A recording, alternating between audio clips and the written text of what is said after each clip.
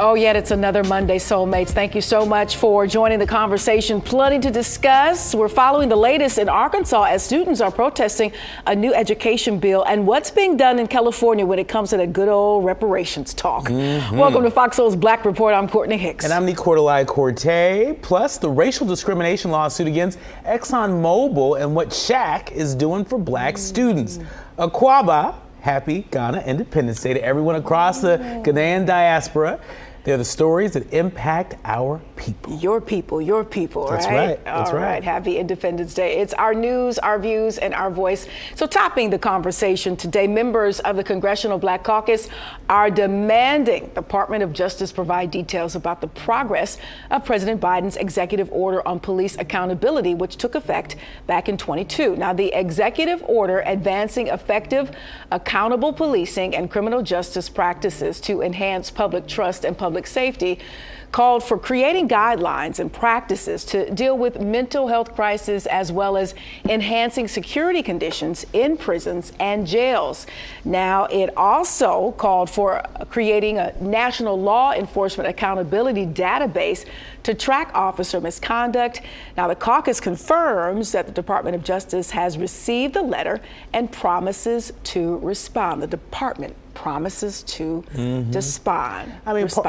Part of what we're seeing is the Congressional Black Caucus and the White House are really organizing to address issues related to bad policing. And so, they're not trying to get rid of policing. They're not trying to make this into a Democrat versus Republican issue, but they're trying to make this into a public safety issue. And really, the best hope we have in terms of any kind of police reform at the moment is through the president's executive order, which instructed the Department of Justice to implement a whole number of reforms that are within the authority of the president. Now, this still doesn't touch local police departments across the country, which is what a lot of activists and organizers are fighting for. And you've heard people talk a lot about qualified immunity and ending that, or at least heightening the threshold by which qualified immunity applies. Well, that's not on the table right now. So the best we can do is address issues related to bad policing. Yeah, I'm wondering if this is a Johnny-come-lately moment in regards to,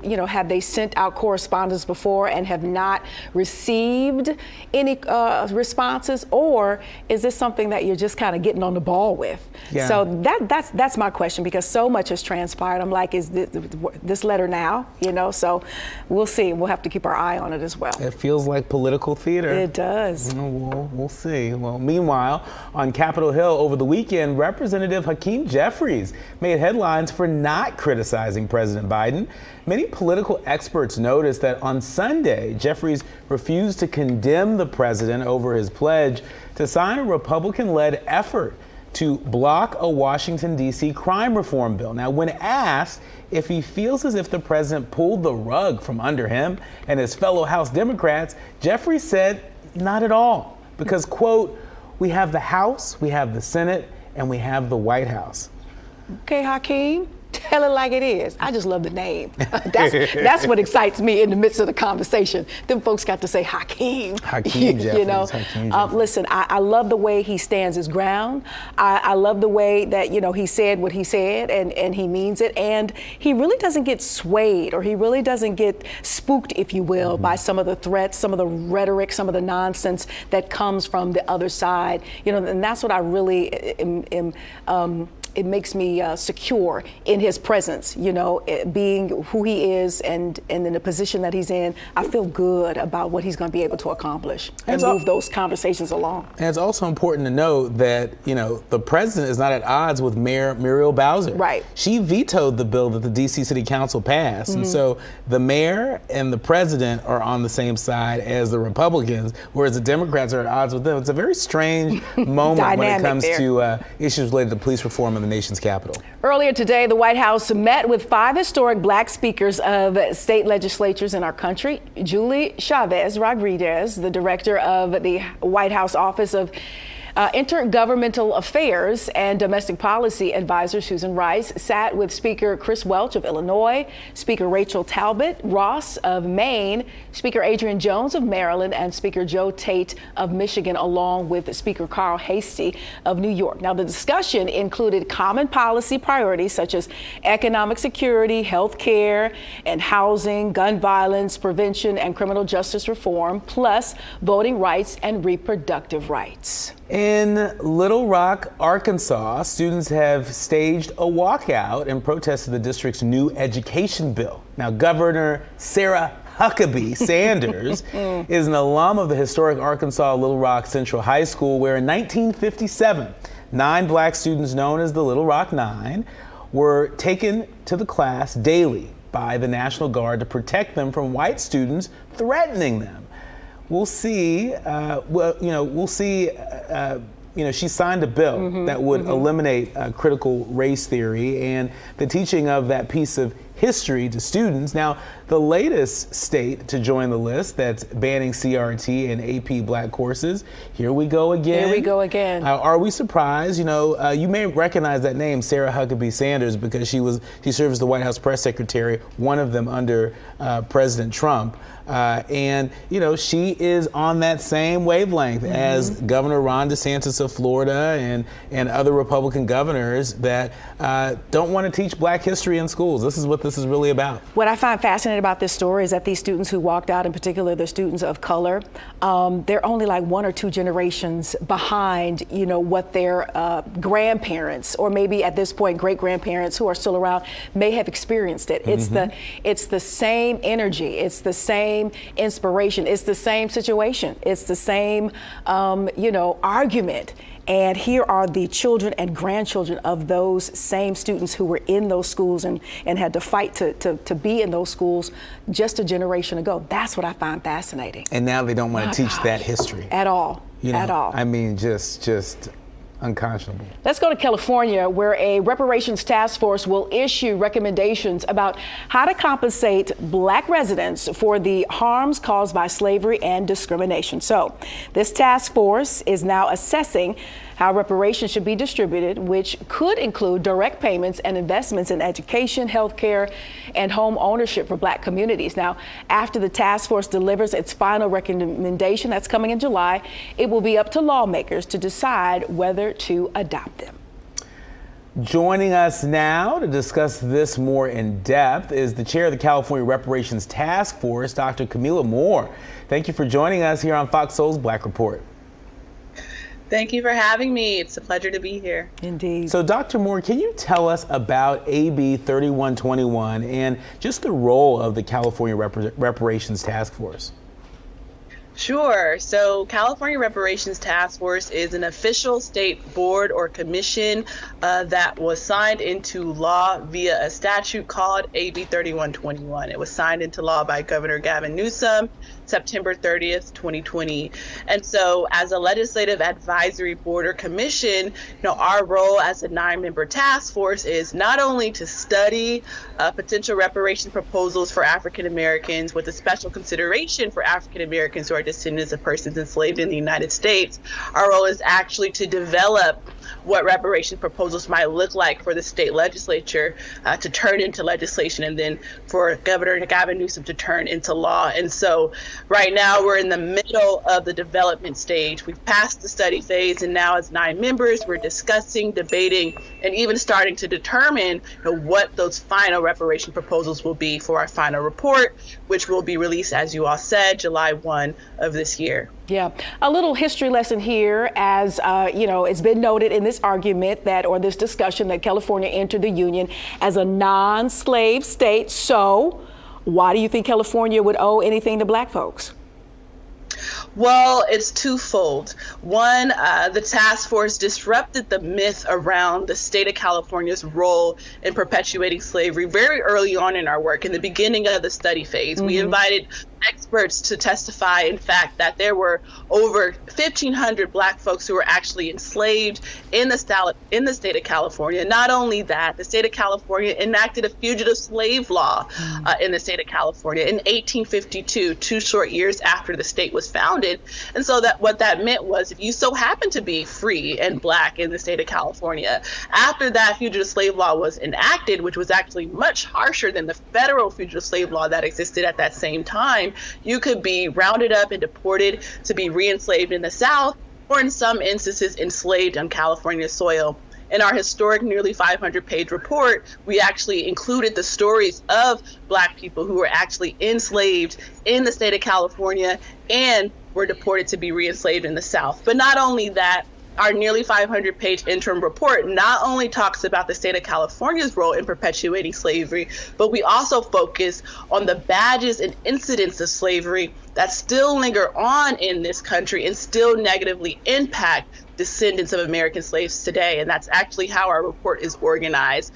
After the chapter on enslavement, the 12 remaining chapters describe those lingering badges and incidents of slavery that still impact us, from racial terror, political disenfranchisement, racism in the environment and infrastructure, the pathologizing of the Black family, control over creative, cultural, intellectual life. Our last chapter is on the wealth gap. These are all describing these 12 major areas of systemic discrimination that impact us, or those badges and incidents of slavery as we're characterizing them. And thanks for sharing that. Can you talk a little bit more about what some of the harms done to Black folks in California that the task force is exploring specifically? Yes. And so when we talk about, for instance, we are tasked with coming up with what potential compensation might look like for state-sanctioned atrocities. So we've actually worked with 5 economists and public policy experts who are helping the 9-member task force to come up with a potential compensation amount for, again, state-sanctioned atrocities where there's actual data and evidence to support a claim that the state of California specifically was responsible for these particular atrocities. So the experts we've been working with have identified 5 state-sanctioned atrocities: health harms, devaluation of Black businesses, mass incarceration and over-policing, housing discrimination, and unjust property takings. These are 5 state-sanctioned atrocities where there's data to support California's role in perpetuating, and we're working as a 9-member task force with these economists and public policy experts to identify a potential compensation amount for each of those 5 harms. Yeah. So, we mentioned just a bit ago that this report should be done this summer, top of July. When it is complete, what are you hoping that some of these findings show in regards to just this entire argument or discussion, if you will? Sure. Just as in our interim report, I hope that our final report strengthens the case for reparations, of course, not only on the state level, but primarily on the federal level as well. In our interim report, not only in each of those chapters where we describe the badges and incidents of slavery, there's a section that obviously clearly details California's role in perpetuating those badges and incidents. But in each chapter, there's also a federal section to clearly show the federal government's role in perpetuating these badges and incidents of slavery. And in the statute that created this task force, AB 3121, there's a provision in there that says when the state of California provides compensation, that does not abdicate the federal government's role and their responsibility. As a task force, we understand that reparations for descendants of American slaves is primarily the federal government responsibility.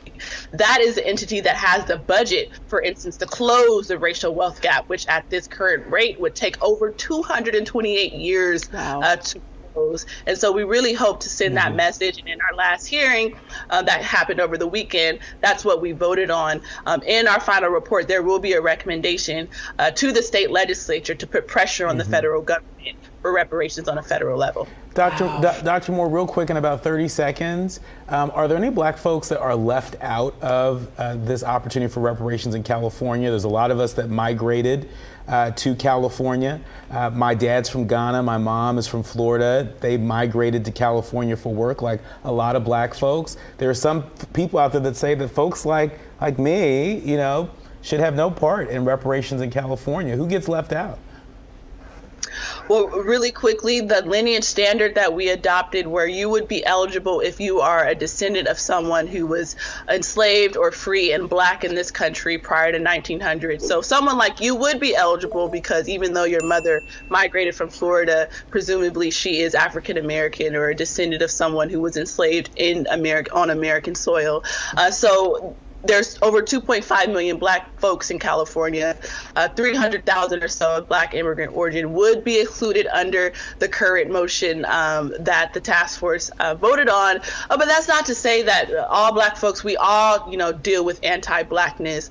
But there's a certain way that we can advocate for policies around racial equity without conflating it with the sacred political project that is reparations for the institution of slavery and those lingering badges and incidents that primarily affect descendants of American slaves. And you see that with the wealth gap data in LA, for instance. African Americans who descend from slaves have an average wealth of $200 compared to $72,000 for African Blacks of immigrant origin and over $110,000 for white Americans or Los Angelenos. So there's wealth disparities that still stick on descendants of American slaves that really need addressing. Thank you for joining us, Dr. Moore of California Reparations Task Force. Come back again soon. Thank you so much. Thank you. All right. What about that? Very interesting. There's just a lot to take in. And my hope is that we get to a solution to where everybody can benefit, everyone who should get reparations receives it. There's just so much to sort through.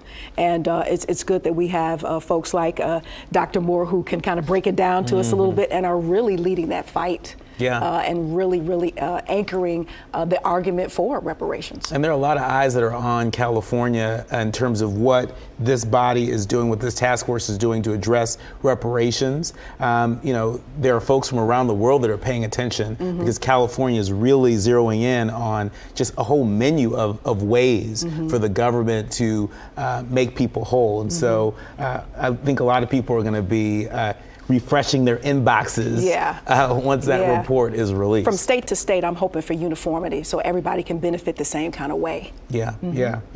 Well, speaking of all eyes on something, Meghan Markle and Prince Harry have received their invitation to King Charles III's coronation, but whether they'll head to the UK for the May 6th crowning ceremony, it's still unclear. A spokesperson for the Duke and Duchess of Sussex confirmed over the weekend that the Duke recently received an email correspondence from King Charles III's office regarding the coronation. Now, the invitation to the coronation comes just days after a spokesperson for the couple's Archwell Foundation confirmed last week that the couple have been asked to leave their UK home. Buckingham Palace had no comment. I don't know. I think they should go. Go on and go. Go on and go. Just to make amends, to be on site. It sounds like an olive branch to me that Dad has extended.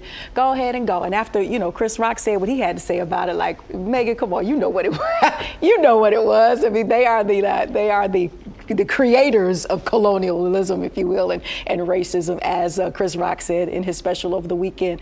I think it's an olive branch. Go see what Dad is talking about. I don't know. Support it. I don't know if it's an olive branch. I mean, on one hand, you say, get out, get out of the house. Did they say get out or did they decide to leave? My understanding is that they were asked to leave the house, right? And now the following week you get this invitation to the coronation by email, by the way. But family's still family. Family's still family, but that's a rough 1-2 punch. Just saying. All right, coming up, there's a major lawsuit being filed against ExxonMobil. That's right. We'll tell you about the racial incident that has the oil giant in hot water. You're watching Fox Soul's Black Report. We'll be right back.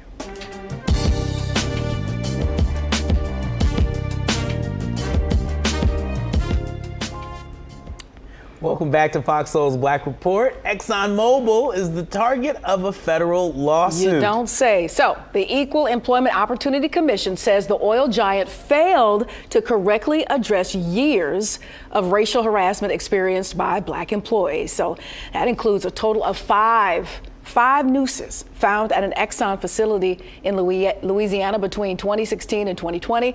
The company investigated and banned 2 contractors, but the complaint says it did not take critical steps like training, counseling, or policy changes. You don't say. I mean, at my count, that's more than 1 noose a year, right?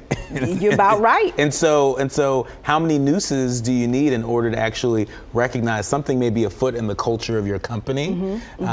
Certainly the culture of that particular location that's allowing for that to happen. You know, I mean, how many other clues do you need that this is probably a very hostile work environment? You know, I don't have to go to work. You don't have to go to work and worry about, you know, nooses just lying around. We know thousands of black folks have been hung in this country.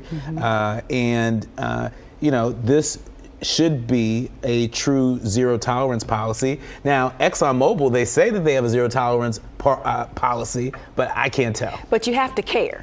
And you have to care in real life, and it really has to matter. And I mean, I know oil is essential, but to me, it's like, and you know, you put a Band-Aid on it, but this oil, get to this oil, get to digging, get to this money, get to this, don't disturb this bottom line. Yeah, we agree it's not good, but we got to keep this bottom line moving. So you got to care for real. It's about humanity and respect. And really dignity. But if you don't care in real life, you don't care. And that's what might be coming out according to this article here. That's right. And when we talk about anti-black, when we say anti-black, this is an example of what anti-blackness can look like. Falling asleep at the wheel by design. Ford Motor Company, their headquarters is right up the street here, launching a new component to its automated driving system to take the concept of hands-free driving even further and even repossess your car. Repossess? Yes, the Blue Oval's existing system allows certain models to self-drive within highway lanes as long as the human operator watches the road. The new tech means drivers won't have to pay attention at all. In fact, the goal is to eventually let you take a nap, but their newest patent also allows the company to repossess your car if you're behind in your payments and have the car drive itself back to the dealership. You know, this isn't too far off. There's a great NFL great icon legend. He passed in 2015, Mel Farr, a Lions great. He went on to own a slew of car dealerships here in Detroit. Mel Farr, superstar. And he actually was sued because they were putting devices on cars to whereas when your notes were late or you stopped paying them, the car would disable. So this isn't too far-fetched. Now the fact that, you know, we're fast forwarding in technology and the fact that the car will drive itself back to the dealership, that's something a little different. But this isn't too far off from what's been happening in Detroit specifically. It probably makes it easier for hackers also to hack into the computer system of these cars, Could right? be. I mean, you know, this might represent just sort of a bonanza for, you know, folks that peddle in automotive theft, right?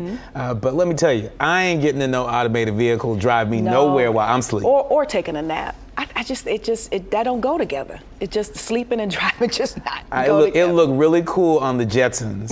I don't think we're there yet. Gonna drive you somewhere you don't need to be. Okay. Well, this next story adds new meaning to the term black tax. According to a new report by the Urban Brookings Tax Policy Center, black married couples in general pay more in tax costs than white married couples.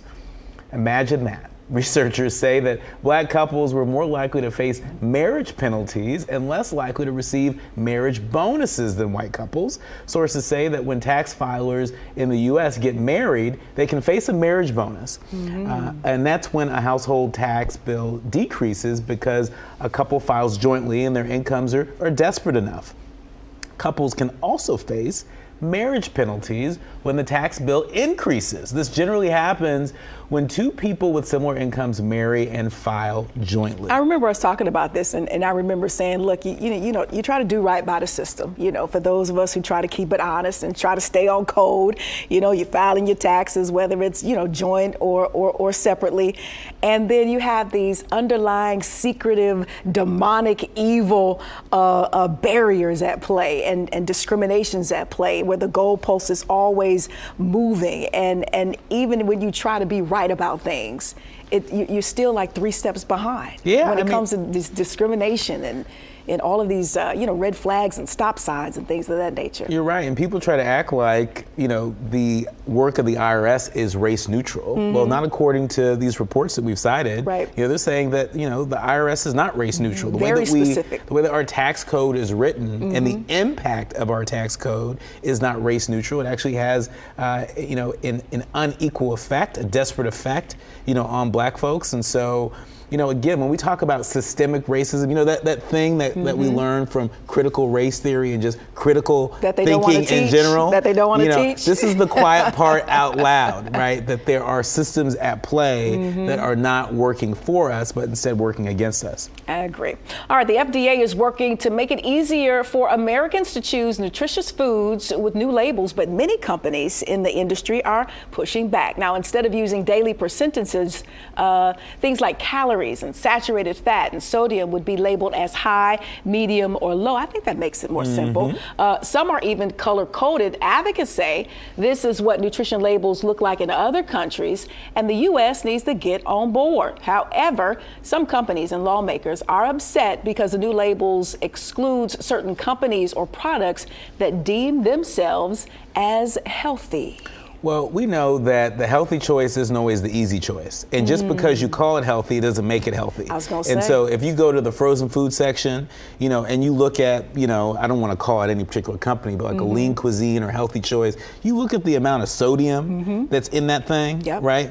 I think the American Heart Association says you shouldn't have more than, about 1,500 milligrams of sodium a day, right? There are a lot of those meals that have that in one meal, right? And so the FDA is just trying to make it easier for the healthy choice to be the easy choice. And one of the quickest ways to do that is the way that they label food. Michelle Obama had attempted to do something about this a while back, and they screamed bloody murder. They did. It was a Just Move campaign. I was a part of that press corps, and we got the exercise, and they really came down on her because she was just trying to shift the thinking in regards to this lane. But it's just hard out here for a health pimp like myself, because even with the giving up meat and the imitation meat products, there's findings that things are in there that may cause cancer. So it's just so difficult to sift through anything. I think these kind of simple labels will really help out, at least to me. I think you're right. Yeah. Still ahead, creating venture capital for us, by us. For Women's History Month, we'll introduce you to women who are changing the face of Silicon Valley. She's doing this all on her own, this particular woman here. Can't wait for you to check her out. Still ahead on Fox Soul's Black Report.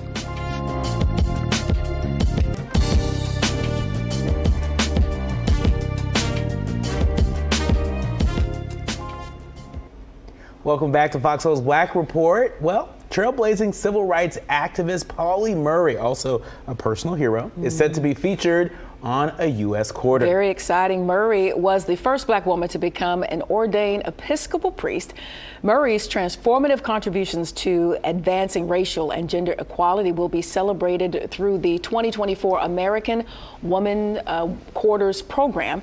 Now, the Coin series was curated to spread awareness about the historic and pivotal strides women have made throughout history. That's right. Murray joins a list of pioneering black women to be included in the American Women's Quarter program, including Dr. Maya Angelou and aviator Bessie Coleman. Yeah, we talked about this back when they first announced it, and I just want them to keep coming. My only thing is I would love them to be on a different type of tender. Let's get a bill going on. I mean, when you just talk about how heavy these women walked in the world and the shifts that they were able to be a part of and cause, I want to see them on a Franklin myself, But I mean, this honor is absolutely amazing, and I've never thought about collecting coins, but I will. Now that this, has been launched, I definitely will look for it for sure. I mean, I think this is absolutely incredible, and to think that we've never had women on our currency. That's still a glass ceiling that exists in this country. And so every single time this happens, whether it's Dr. Maya Angelou or Bessie Coleman on the quarter, or now Pauli Murray, I think it brings us more in step in terms of being who we say we are, right? Equal justice under the law. It's hard for that to be true if we can't even see gender equality on our tender. Yeah, and definitely plenty of women that they can continue to honor, coin by coin by coin. Yeah. So it'll be interesting to see who else they continue to roll out, Yeah. for sure. All right, retired Colonel Paris Davis finally received his Medal of Honor on Friday at the White House for his bravery in the Vietnam War. Now listen. This somebody should be ashamed of himself. The belated recognition for the 83-year-old Virginia resident came after the recommendation for his medal was lost, resubmitted, and then lost again. Who lost their job? Somebody need to lose their job over this. It wasn't until 2016, a half century after Davis risked his life to save some of his men under fire, that advocates recreated and submitted the paperwork. Davis is one of the first black officers to lead a special forces team in combat. He then became a captain and commander with the 5th Special Forces Group. Well, I'm just glad that they finally got this right, but why did it take, so many submissions and resubmissions in order to give him his just due? I know things fall through the cracks, but you got to care. These are the men and women who sacrificed their lives, families, their homeland, away for long tours, in the midst of battle, survived that thing, and just think about how he may have felt. Yeah, I'm getting honored. Oh, they lost it. I mean, what kind of phone call is that? So I'm glad he finally got his just due and his flowers now. But shame on whoever is responsible for that. And it also makes you wonder, well, how many other situations are there out there where folks' paperwork has gotten lost in the mail, has gotten lost, somewhere in the federal government, right? I mean, there's a whole generation of folks, particularly black folks, that have given so much through our military. Yeah. And the fact that they're still not getting their just due. This was 2016. Everything is on a hard drive somewhere. No excuses. Well, the Board of Trustees of State Institutions of Higher Learning in Mississippi have placed Thomas Hudson, president of Jackson State University, on administrative leave with pay effective immediately. The board has named Dr. Elaine Hayes Anthony as temporary acting president of JSU effective immediately. Hayes Anthony currently serves as chair and professor of the Department of Journalism and Media Studies at JSU. She is a Jackson native and was the first African-American woman news anchor at a local television station. Officials did not release any additional details about why Hudson was placed on administrative leave. Everybody wants to know. All right, March is Women's History Month, and there's one sister who is making history in the world of venture capital. That's right. Fox's Andre Sr. shows us how one of the nation's few black female venture capitalists in a field overwhelmingly white and male is bringing a fresh set of eyes to funding startup companies. In the tech capital of the world, black startup founders are still rare. Rarer still, black female venture capitalists. One of them is Monique Woodard. I was seeing so many interesting companies, but didn't really see any black entrepreneurs who were venture-backed. And that's among the reasons she recently ventured out onto her own, launching Cake Ventures, joining a tiny but growing list of female venture capitalists, providing a new and different set of eyes when it comes to investing in startups. I think I've been able to identify really talented people who don't look like what Silicon Valley thinks of when they think of a startup founder. While working for other venture capital firms, Woodard helped get off the ground the internet media company Blavity, which was created by and for black millennials, and beauty supply company Mended Cosmetics, which was founded by KJ Miller. But Cake Ventures is her own company, where she raises her own capital to invest in companies she believes her funds can scale. I think my ability to recognize talent in people who are wildly intelligent, are amazing builders, but don't necessarily look like what you might think of when you think of an archetype of the startup founder. To understand why her position is so unique, one need only look at the numbers. A survey by NVCA Deloitte found that in 2020, 8 out of 10 VC investment partners were white, while TechCrunch reported that in 2018, black women founders only received 0.27% of all U.S. VC funding. There are a lot of other black investors and lots of black entrepreneurs who are doing amazing work and, really trying to put their stamp on the future of technology and the future of business. Overall, research shows black founders are still having a tough time landing capital to fund their businesses, which is why Woodson's launch of Cake Ventures is significant. I think finding these entrepreneurs and finding them early and highlighting their successes is how we really start to show people that, look, there are wonderful businesses to be invested in this category and in this space, and wonderful founders who are doing things that are unique, and we should be investing in them.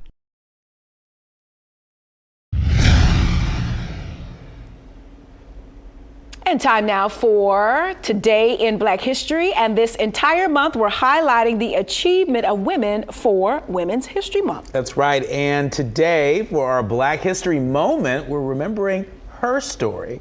And in honor of Oscar Week, here are a few important moments. All right, so let's start in 1940. Hattie McDaniel won Best Supporting Actress for her role as Mamie in Gone with the Wind, making her the first Black person to win an Academy Award. And in 2002, Halle Berry became the first Black actress to earn an Academy Award in a lead role for Monsters Ball. Yeah, she actually thanked Hattie on that win there. And today we say her name, Latasha Harlins. On this day back in 1991, Latasha, an unarmed 15-year-old African-American girl, was shot and killed by a Korean-American store owner for allegedly stealing a bottle of orange juice. Now, the store owner was convicted of voluntary manslaughter and given a sentence of 5 years probation, 400 hours of community service, and a $500 fine.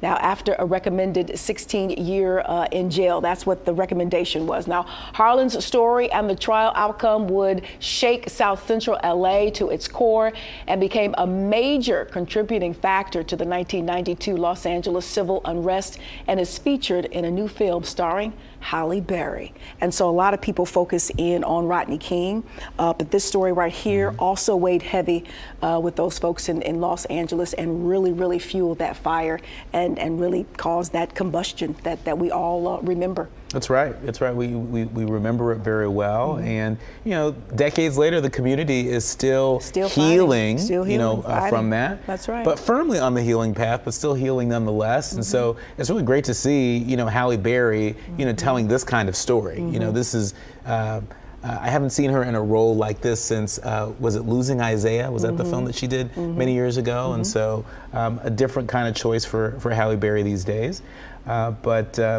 Also, just want to go back to the Black venture capital story. Sure. The fact that 0.27% of Black women, have gotten venture capital investments, that should shock the conscience of anybody and everybody that's doing business in Silicon Valley. There are billions upon billions of dollars circulating in the venture capital world.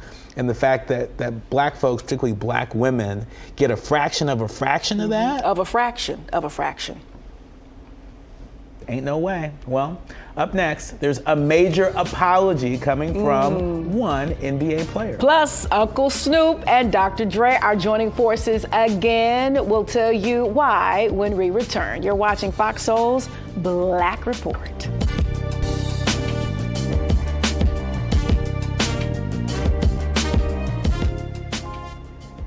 Welcome back to Fox Soul's Black Report. Well, a California court overturned a murder conviction because of a new law limiting the use of rap videos as evidence. Trayvon Venable Sr. was sentenced to 129 years to life for a 2019 drive-by shooting, but the court found the rap video presented as evidence was prejudicial. Now, the new law requires courts to balance the value of creative expression against the danger of undue prejudice. Prosecutors allege the rap lyrics in the video referenced the shooting, but the judges disagreed. Now, the decision has sparked debate on using creative expression as evidence in criminal cases. Herein lies yet another case here that is being heavily debated. You're right. And folks that are part of the creative community are saying, wait a minute, a big part of our work is using our imagination, right? And just because we may rap about things, just because there might be certain lyrics that may sound real or feel real, doesn't mean, that they are real. And they shouldn't be used as evidence against us in the court of law. But I think folks on the other side of the argument are saying, but when it plays out in real life, and you go back and you listen to the lyrics, and then something very similar or exactly the same thing happens in real life, I can see why they would lean on these lyrics to sort of kind of prove a case. You know, and I think that's part of the reason why the judge says you got to balance this out, right? The judge was essentially saying, hey, prosecutors, you were overreaching. And especially if a man's freedom is on the line. I mean, this guy was facing 129 years. Yeah. Yeah. I mean, under the jail, right? And so anybody that's looking to face that kind of time, you know, you should make sure that I's are dotted and T's are crossed. And if there's reasonable doubt that, you know, maybe he didn't do it, maybe he was just, you know, rapping about it, but he wasn't about that life, then that needs to be taken into account. And thank goodness there was a law that was passed in California that was signed into law by Governor Newsom at the top of 2022 that saved him from 129 years in prison. No reasonable doubt here, because we saw what we saw. The NBA is investigating Memphis Grizzlies star Jay Morant after he recently posted a live stream of himself holding what appeared to be a gun inside a nightclub. Now, the NBA announced that he will miss at least 2 games. Morant is already under investigation for the alleged assault of a teenager over the summer. He has since responded on social media saying, quote, he takes full responsibility for his actions and will take time to get help. I mean, you know, this is just a bonehead decision, I think. You know, holding up a gun on social media, like, what are you trying to do? You know, are you trying to intimidate somebody? Are you trying to show that, you know, you're powerful, that you're strong? You know, and, you know, young people are gonna make mistakes. We all make mistakes, right? And so I appreciate the fact he's taken full responsibility. He's taken the time to go get the help that he needs to figure this thing out. And so, you know, it's terrible that, you know, it's taken him off the court where he's a pretty good player. But on the other hand, you know, this is a situation that could have gone from 0 to 100 in 5 seconds. He's basically hustling backwards. You got a $200 million contract. You've got sports drinks. You've got apparel. There was a recent podcast where it featured Tracy McGrady and Matt Barnes, who would be considered OGs now in the game. And they said they saw much early on that the Memphis Grizzlies needed a vet on the team because they saw these guys spiraling out. And herein lies this issue here. And Matt Barnes says something really interesting to me. He said, but you know what? We clowned like that too. It just wasn't on video. So very interesting fallout. A lot of conversation throughout, you know, Black Twitter in particular all weekend long. So we'll see how this plays out for this young man. Well, Deion Sanders, former head coach at Jackson State and current coach of the University of Colorado, he recently met with the leaders of Colorado's marching band to lay the groundwork for the upcoming football season. Sanders talked about having a level of synergy similar to what goes on at HBCUs and mentioned that he wants the band to coincide with the team.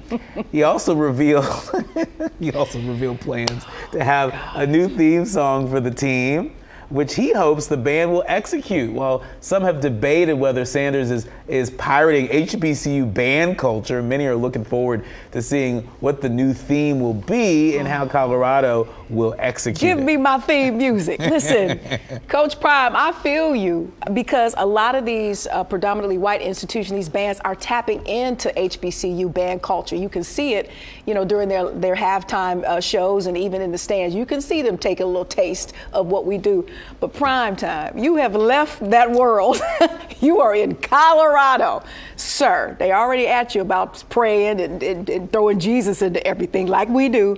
I don't know. He might be, you know, listen, maybe they might, you know, accommodate him. But then again, don't be surprised if you get a little pushback. You're not in that world anymore, sir. I get it, though. But you know what? I appreciate that Coach Primetime is unapologetically himself.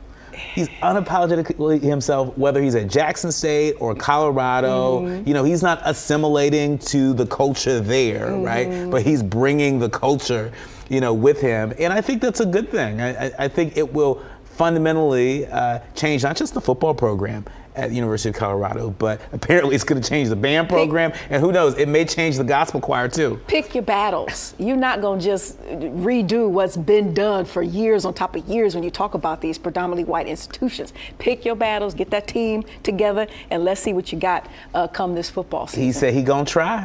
He going to do it all. The Wash, a 2001 film starring Snoop Dogg and Dr. Dre, is the latest movie receiving a modern day reboot. Now, the original cast, which included homie Eminem, you got Luda, and Shaq was a who's who of major hip hop artists at the time. While the TV show adaptation's release date has yet to be announced, it has been confirmed that it is in the works. DJ Pooh, the original film's writer and director, teased the show's development in December 2022 and recently shared a photo promoting the forthcoming adaptation. It remains unclear if any of the original cast members will be involved in the project. Nicolai, take my black card now because I didn't see the watch. and I love that genre of movies, but eventually they got a little silly to me. Friday, yeah, I got that, but then the spin-off one sort of kind of got silly to me, and I fell out of interest with them. I just think it's another example of Snoop Dogg winning.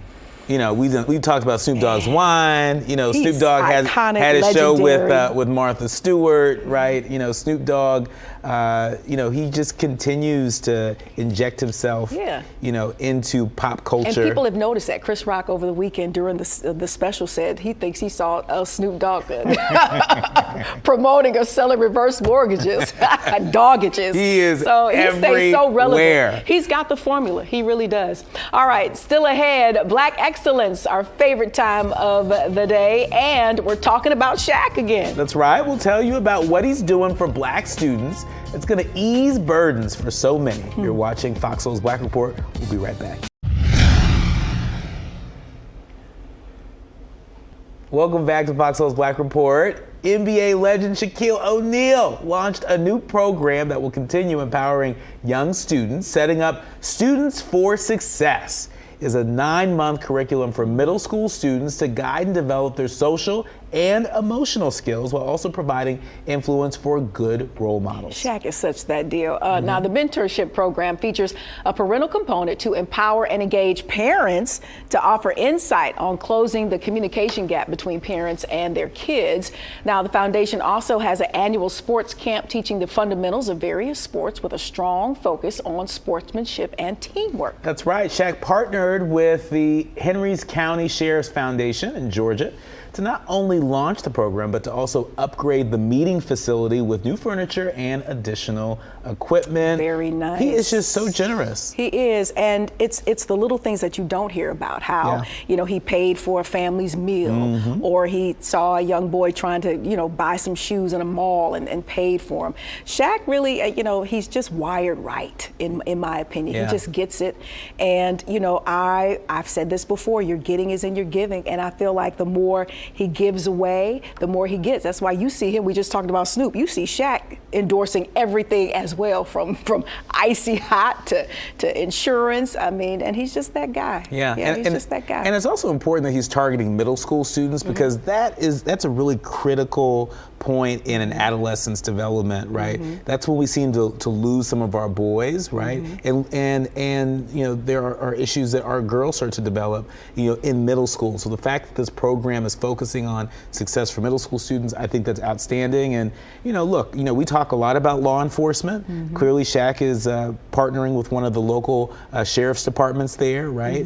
And so a number of really important stakeholders in community coming together to support our kids during a very critical time. All right, salute to Shaq. And talk about a salute here. Back in 1915, Woodrow Wilson was president and World War I was ongoing. It's also the year Cosmas Eglin, think about that name, Cosmas, I love it, was born in January, and he celebrated his 180th birthday. Yeah, his 108th birthday. During his lifetime, he witnessed many changes, and some of his most treasured memories are of his military service. At the age of 27, he served during World War II, the Korean War, and the Vietnam War, and one of the first 300 black recruits to break the Marine Corps color barrier after President Roosevelt issued an executive order in 1941 requiring all branches of the military to accept people of color. Now of the 16 million Americans who served in World War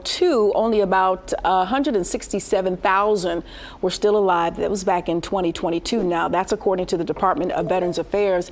Eglin is among this shrinking group of veterans who hold so much history and so much knowledge And you mean to tell me he is 108 years old? That is amazing. Look, he don't look like what he's been through. No, that is amazing. That's amazing, right. amazing. And so, my hope is that we will just continue to, unearth all of these stories. Could you just imagine if he's just that one person and whoever he served with, because you saw that troop of all black men, could you imagine those are all stories that are probably just as untold or a little buried as his was. And so that's why we always have to keep digging. And finding these stories and honoring and bringing them to light. That's right. Yeah. That's one of the stories I enjoy, sharing, especially when it comes to our military folks, people who have served our country with honor, right? We owe it to them. Don't let me live to be 108. In my right mind, too. My grandmother in love she'll be turning 106 or 105. In her right mind, everything, a little snuff on the side. I mean, that's amazing. Yeah. Talk about God's grace. All right, for the full rundown on today's stories like this and more, you can access Fox Soul's video on demand on any of our partners. You can even access past shows and other Black-centered content. And don't forget, soulmates, you got to download the Fox Soul app. It is absolutely free. Yeah, that's great. That's great. That's great. This has been a great show. A lot of show. Enjoyed you. Well, let me just say again, today is Ghana Independence Day, and my dad was born and raised in Ghana when Ghana was still under British rule in 1950. He was 7 years old when they declared their independence. And so to all the Ghanaians that are watching us, here in the United States and streaming around the world, a happy Independence Day. We cannot take that for granted. You know how to cook Ghanaian food? You know how to cook? Of course. What's your favorite Ghanaian dish? What's the national dish?